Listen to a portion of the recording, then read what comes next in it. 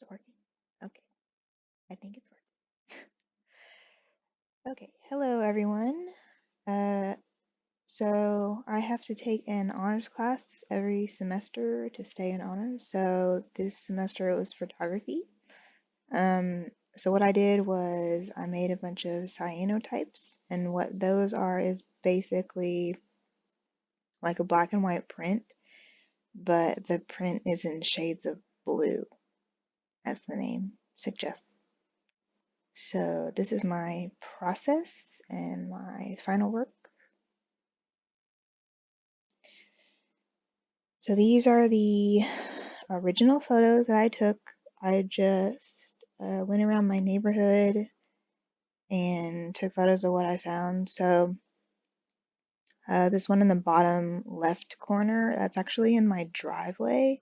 There's this like crack in the middle, and then when it rains, the water collects there, and I thought it was pretty.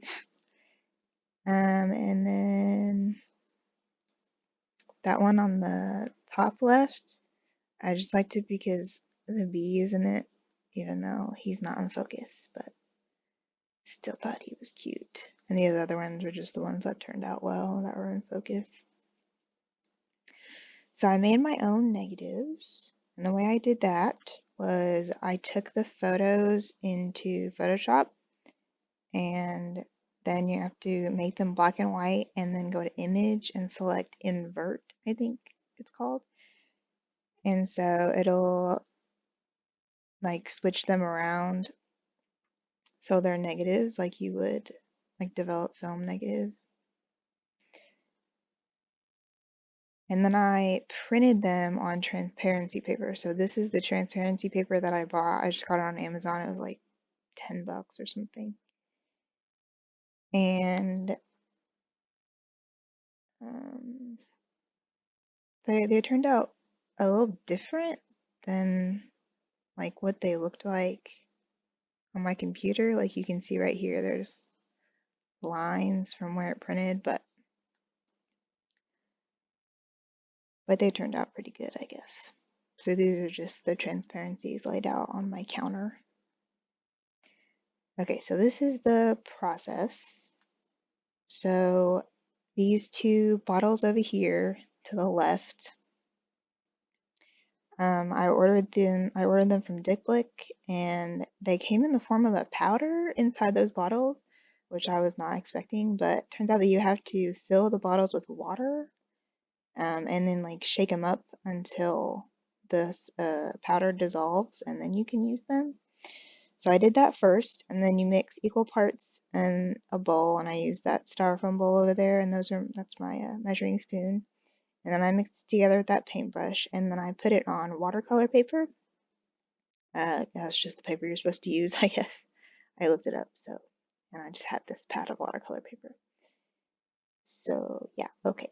So this is my first try, otherwise known as a failure. So to the left, um,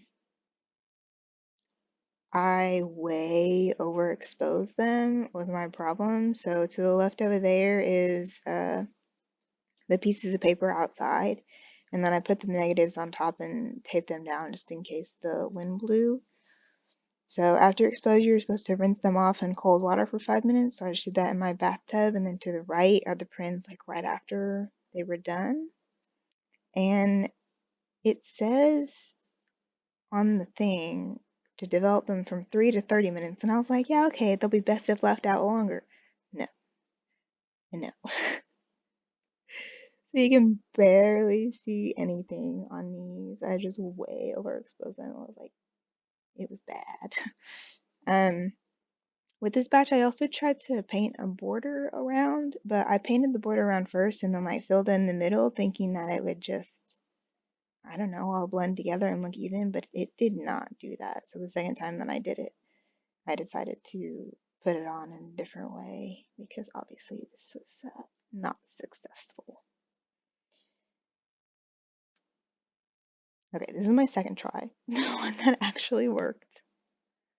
So, You can see that the chemicals are painted on more evenly, and to the left is just them when I had them outside developing. And I think I only developed these for like 10 minutes instead of 30. So to the right is right after I rinse them off. It's supposed to like we wait 24 hours after it's done also for it to fully oxidize or whatever. So that's what these are.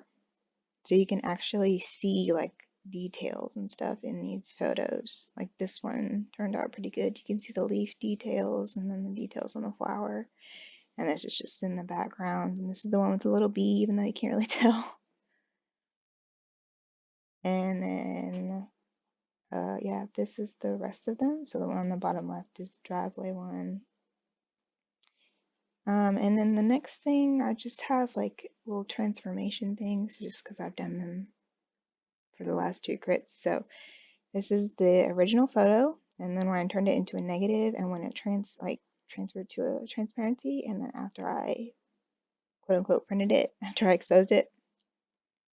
So you can actually you can tell details and stuff, which I could not tell from the first batch because I just way overexposed them. So yeah, same process.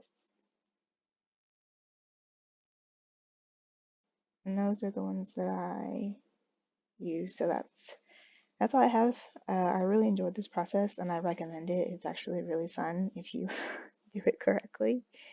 Um, yeah, I had a lot of fun. So that's it. Bye.